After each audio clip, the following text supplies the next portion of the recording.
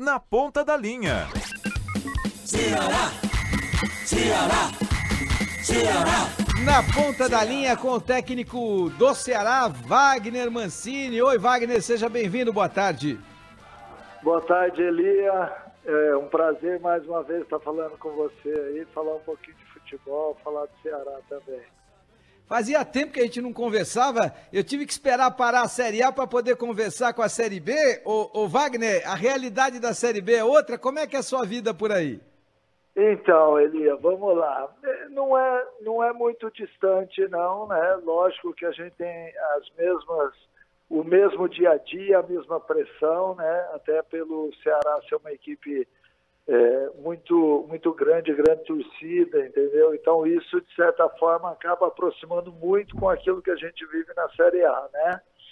Agora, é óbvio que há uma diferença técnica do campeonato, né? Ceará um pouco mais jogado, Série B muito mais competitiva, né? Então, mas é bacana, viu, cara? É sempre muito bom quando você tem a oportunidade exatamente de poder acompanhar todos os níveis que são jogados no futebol do Brasil.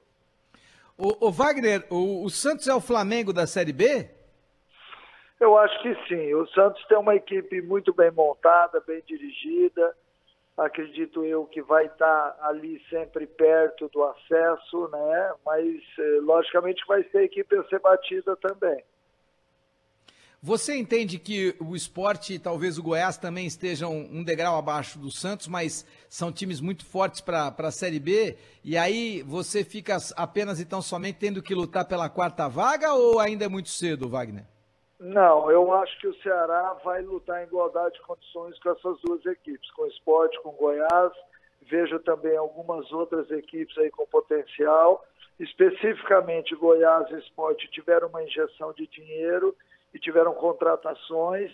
O Ceará não pôde fazer as contratações por causa de um transfer ban agora nessa última janela, e isso acabou impactando muito na formação do nosso elenco. Nós estamos esperando agora a próxima janela exatamente para reforçar a equipe. O Ceará teve o início de ano vitorioso, ganhou o estadual, tirou a possibilidade do maior rival chegar ao Hexa, mas tinha que se reforçar um pouco mais para a disputa da Série B. E é o que vai acontecer agora na próxima janela, assim como eu falei.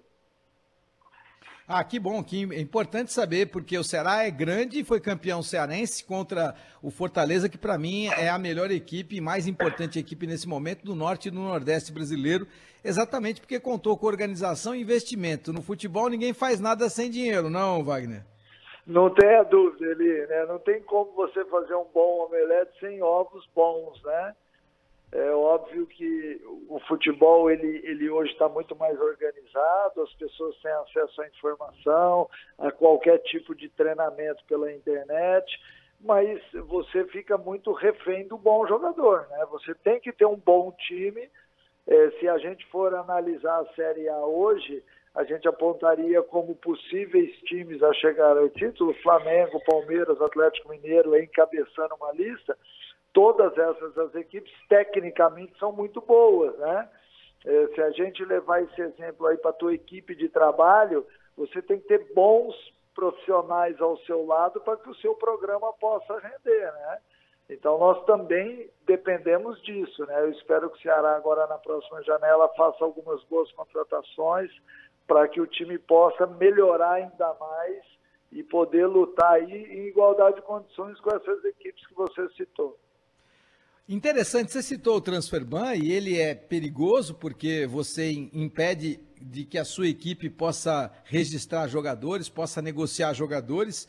E olha, o que acontece agora no Palmeiras é algo assustador, até eu diria. Apareceu uma demanda na FIFA do Al Sadd do Catar contra o Abel Ferreira, que ele teria assinado um pré-contrato em novembro, no final de novembro do ano passado, com o Al Sadd lá do Catar, que estava disposto a pagar a multa dele para ele sair, inclusive, do Palmeiras. Depois ele esteve no Catar, olhou o Catar, olhou o centro de treinamento, olhou o estádio, falou, opa, peraí, não é aqui que eu quero, independente do dinheiro, e aí resolveu voltar. A dúvida é se ele assinou ou não esse pré-contrato. mas segundo o Al-Sadd, assinou, senão o Al-Sadd não entraria junto à FIFA. Situação complicada, hein, Wagner?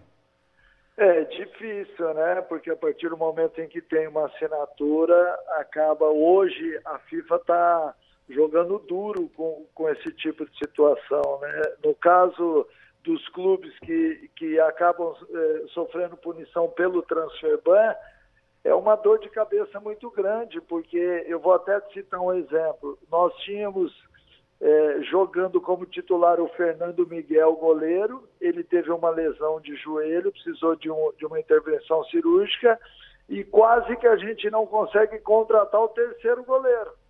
Então nós teríamos um espaço aí de mais de 90 dias entre as janelas e a gente não poderia ter a contratação de um goleiro que seria o terceiro goleiro. Veja como é complicado, né?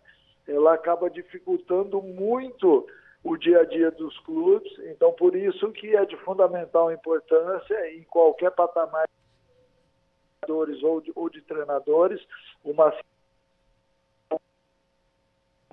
acaba te prejudicando muito em tempos atuais.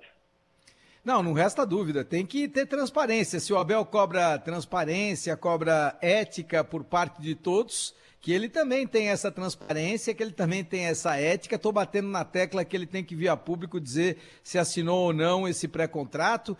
O diretor de futebol do Palmeiras, o Anderson Barros, tem que vir a público também para se manifestar em relação à posição do Palmeiras nesta questão, até porque o Palmeiras está perto aí de negociar o Estevam com o Chelsea, e essa é uma negociação que pode ser interrompida por conta do transfer ban, do transfer market aí, que é complicadíssimo e que a FIFA está sendo muito rigorosa nessa questão. Ô Wagner, olha como é interessante. Tá ouvindo o Muricy e ele tá dizendo, olha, é uma delícia ver o Rames Rodrigues treinar, ele é jogador raiz, ele tem uma qualidade impressionante, ele enxerga posições e ele enxerga passes que ninguém enxerga, mas o futebol de hoje está mais difícil, o treinador tem que fazer um modelo para ele poder jogar. Isso me parece uma das maiores balelas da minha atual gestão como apresentador e como participante de programa esportivo, porque não dá mais para imaginar o futebol sem intensidade. E aí olha como é interessante, o Dorival teve tamanho e barrou o Rames. O Thiago Carpini quis barrar e não teve tamanho, acabou demitido. Vem o Zubeldia, barra e tem tamanho para barrar. Ou seja, o treinador fica nesse enrosco e eu entendo que as pessoas precisam saber, ter mais qualidade para enxergar o futebol com a intensidade que ele tem que ser jogado. Ou eu estou errado, Wagner?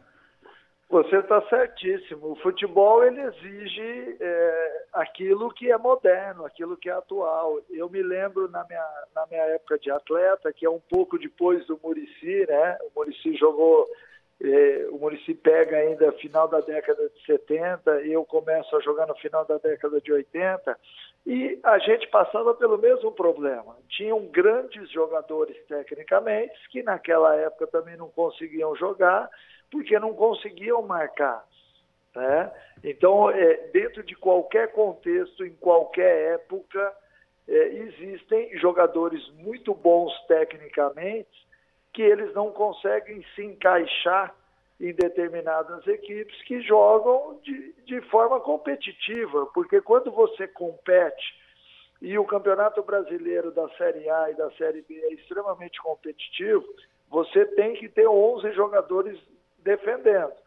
Quando você tem, por exemplo, um Romário, onde você pode abrir mão, mas você sabe que ele vai fazer gol todo jogo e ele vai te propiciar um ganho técnico muito grande, você abre mão e você consegue fazer uma marcação com 10 jogadores. Agora, o Rames é um jogador de meio campo. Então, se ele não está te entregando tudo isso, todo esse pacote, porque quando a gente fala quem é o bom jogador, o jogador diferenciado, é o jogador que tecnicamente é muito bom, mas que ele também entrega para a equipe uma ajuda sem a bola. Porque se você só entrega com a bola, você tem que ser diferenciado, você tem que fazer a tua equipe ganhar partidas através disso. Não, concordo com você. Aliás, estava até discutindo ontem com o Jorge Nicola, que está te mandando um abraço aqui ouvindo o programa. Manda outro para ele, gosto muito Não do manda Jorge. muito grande, não, porque ele também não tem esse merecimento todo. Mas tem muita informação impressionante. O Jorge fuça, hein, o Wagner? O Jorge Fuso. O Jorge é um cara que eu respeito muito porque enxerga futebol, né? Às vezes a gente fala muito sobre isso daí, mas tem muita gente falando de futebol que poderia estar em outro lugar, né? Não é o caso de vocês dois. Não, e eu não consigo enxergar mais nessa ideia de um futebol competitivo, você poder ter jogadores que não participem ativamente do processo todo. Eu não consigo. Claro que se eu tiver o Romário, claro que se eu tiver o Messi, claro que se eu tiver até o Neymar no limite, até o Neymar jogando sem marcar, eu vou tentar fazer um sistema de jogo para que eles possam atuar de uma maneira mais livre. Mas quando a gente tiver a bola, eles vão ter que se mexer para receber essa bola. Ou seja, mesmo que você não marque, você tem que se mexer para poder receber essa bola, porque, obviamente, caras como Neymar, caras como Messi, caras como Romário serão muito marcados. Então você precisa ter condição de que quando o seu time tem a posse de bola, você se mexer no limite exatamente para poder receber essa bola. Ou seja, não dá mais para jogar paradinho, senão você vai ficar atrás de alguém, né, Wagner?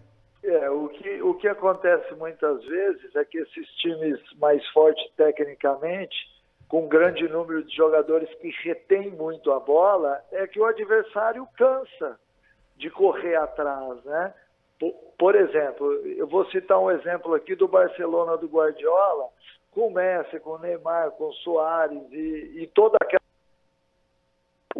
Esse time era um time que corria, em média, 8 quilômetros por jogo. Quando hoje, na verdade, se você for analisar, tem times aí correndo 11, 12 quilômetros. Por quê? Porque eles não perdiam a bola, eles tecnicamente eram tão diferentes que eles faziam o adversário. E chega uma hora que o cara para de ser... Oi, Wagner, tá com um probleminha no teu sinal aí? Tá com um probleminha no... Onde você tá? Você tá parado em algum determinado lugar aí, Wagner? Eu tô parado. Vê se você consegue dar uma mexidinha aí, se mexe um pouquinho pro lado aí, para ver se dá uma... Porque tá indo e voltando o teu celular aí, mas eu concordo plenamente, aquele Barcelona do Pep Guardiola corria 8 quilômetros, a gente já teve times, a seleção brasileira de 70 com certeza corria entre 7 e 8 e foi talvez a mais importante seleção de todos os tempos. Só que o futebol mudou, a ocupação de espaço hoje é gigantesca, então quem corre mais ocupa mais espaço. Quem corre com mais intensidade, chega mais rápido. Aí você tem um problema. Por quê? Porque é muita gente correndo, a bola tem que correr mais rápido também, e aí jogador que não tem qualidade, a bola vai bater na canela, né, Wagner? É isso aí. A gente tem que tentar conciliar da melhor forma possível quem corre bastante e quem joga bastante.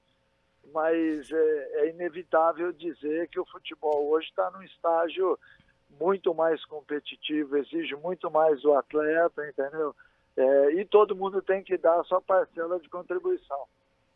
Uma outra coisa interessante, eu sempre imaginei que o resultado é senhor da razão, eu nunca vou fugir do resultado, ele é determinante na minha vida e eu cobro exatamente isso dos treinadores, por quem não só eu estudo futebol, por quem eu assisto a partida, mas acima de tudo com aqueles que eu possa vir a conversar. Recentemente, conversando com o Carille, entendi como é que o Carille pensa o futebol e como eu imaginei que ele pensasse o futebol de uma maneira e ele pensa o futebol dessa maneira quando tem um time que é para ser reativo. Pensa o futebol de outra maneira quando está no Santos jogando a Série B e aí ele vai jogar contra equipes piores, então ele tem a possibilidade de ser o protagonista, sabe exatamente como ser este protagonista, monta modelo de jogo para ser o protagonista, ou seja, mostra uma evolução, uma qualidade, um entendimento futebolístico, academicamente falando, muito interessantes, não, Wagner? Sem dúvida nenhuma, né? O Carille, ele ficou um bom tempo jogando de forma reativa, agora o Santos propõe muito e tudo isso daí é um amadurecimento profissional, porque quando você está em determinada equipe equipes, você tem que corresponder à expectativa que está acontecendo ali, não só dentro do seu grupo de trabalho, como também do campeonato que você está disputando. Então, quando você tem um time protagonista com característica de ser ofensivo, que é o DNA do Santos, ele está perfeito na visão dele, né? O Santos é uma equipe que tem que jogar de forma ofensiva, porque o torcedor está esperando isso, a diretoria está esperando isso. E em outros momentos, quando você tem uma dificuldade de montagem de elenco, aí você monta diante da característica que você tem, que é de uma forma mais reativa.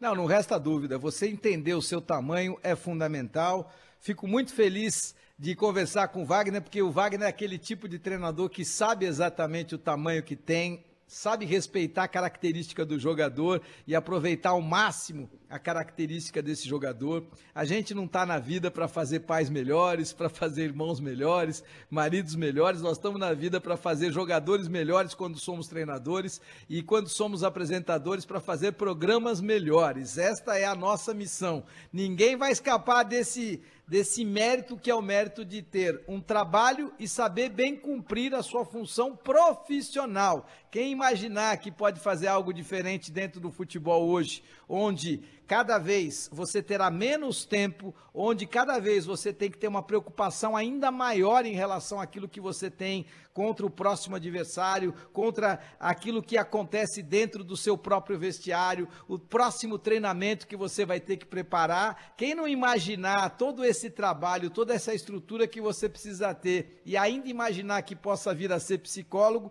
vai ter dificuldade. Só para terminar, né, Wagner? É isso aí, Eli. A gente tem que saber muito que nós temos que evoluir, não só como homens, né, mas como espíritos também, né? Entender que cada um tem uma parcela de contribuição na vida de quem está perto, seja, né, nós estamos falando do aspecto profissional. Eu, quando chega no final do ano, eu faço uma reflexão de como foi meu ano, do quanto que eu ajudei os atletas a evoluírem profissionalmente e também pessoalmente, porque eu acho que quando você melhora o ser humano, você incondicionalmente melhora também o profissional. A gente tem algumas atribuições na vida, embora muita gente não fale delas, né, mas a gente tem que partir sempre para a evolução, seja em qual campo a gente estiver, né, Eli? Verdade, esse é o nosso caminho, sermos melhores pessoas, melhores profissionais, amanhã melhor do que fomos hoje e seguramente depois da manhã melhor do que seremos.